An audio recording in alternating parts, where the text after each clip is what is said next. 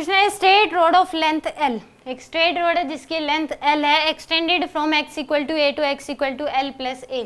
तो यहाँ पे जो ये रखी हुई है, यहाँ से लेके ये x इक्वल टू, ये x axis x equal to 0 है, यहाँ से x equal to a distance से इसकी शुरुआत हो रही है और यहाँ पे x equal to a plus L तक ऐसे रखी हुई है। ये बताना है इस पॉइंट मास पे जो फोर्स, ग्रेविटेशन फोर्स की वैल्यू बतानी है क्या होगी।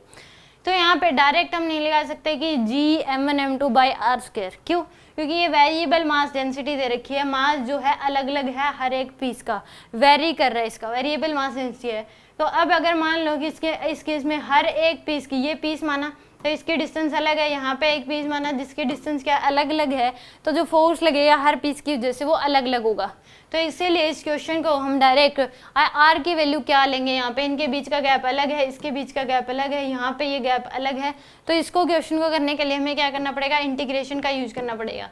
हम क्या कर ले, यहाँ से एक्स डिस्टेंस पे एक छोटा सा पीस मान लें जिसका मास होगा dm और dx इसकी क्या होगी, थिकनेस होगी। तो अब इस केस में यहाँ पे मान लो कि m मास का है और यहाँ से x डिस्टेंस पे एक स्मॉल मास dm है, ये इसके ऊपर जो फोर्स लगाएगा वो क्या लगाएगा, df का फोर्स लगाएगा। तो इस dm की जो वैल्यू है वो क्या आ जाएगी, लैम्डा इंटू में dx या जाएगी, यानी कि dm इक्वल टू लैम्डा की वैल्यू है a प्लस में bx स्क्वायर इंटू में dx। ये हमारे पास dm की वैल्यू आ गई। तो df की जो वैल्यू है वो आ जाएगी g इंटू में m इंटू में dm डिवाइड बाय में x स्क्वायर। तो g स्मॉल m इंटू में dm की वैल्यू है a प्लस में bx स्क्वायर dx बाय में x स्क्वायर। ये आ गया आपके पास।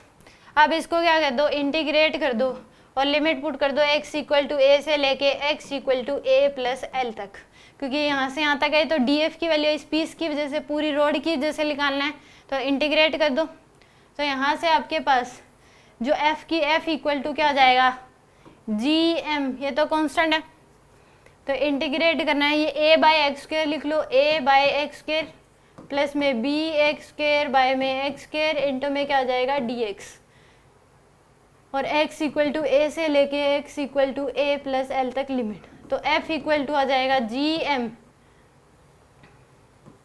ये minus a divide by x, x आ जाएगा, x बन a बाई एक्स स्क्वायर का डिफ्रेंशिएशन क्या हो जाएगा, a इंटू एक्स की पावर -2 तो आ जाएगा a बाई में x की पावर -1 डिवाइड बाई -1। तो a minus a by x लिख सकते हैं और प्लस का ये एक्स स्क्वायर से एक्स स्क्वायर कैंसिल, प्लस का क्या आ जाएगा bx, और x इक्वल टू a से लेके x equal to a plus L तक लिमिट। तो gm ये आ जाएगा आपके पास, तो हमने बाहर कांस्टेंट ले लिया था, तो आ जाएगा माइनस a कॉमन ले लो, अपर लिमिट 1 बाय में L a plus L minus sign 1 by a plus b, upper limit 1 by में a प्लस, सॉरी 1 बाय नहीं ऊपर, ये तो a plus L upper limit x की जगह a plus L minus a से ये क्या हो जाएगा, ये कैंसिल। तो यहाँ से आ जाएगी f इक्वल टू gm, ये a माइनस a अंदर माइनस साइन अंदर लोगे तो a इंटू में यह आ जाएगा 1 बाय a प्लस में 1 बाय a प्लस L और प्लस में क्या आ जाएगा bl। ये हमारे के पास क्या होगा, इस रोड की वजह से इस मास पे फोर्स होगा।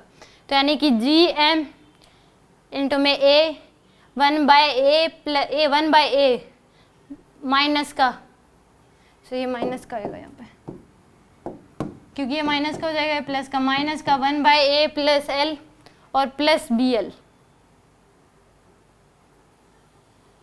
तो डी ऑप्शन क्या होगा इस केस में, करेक्ट होगा।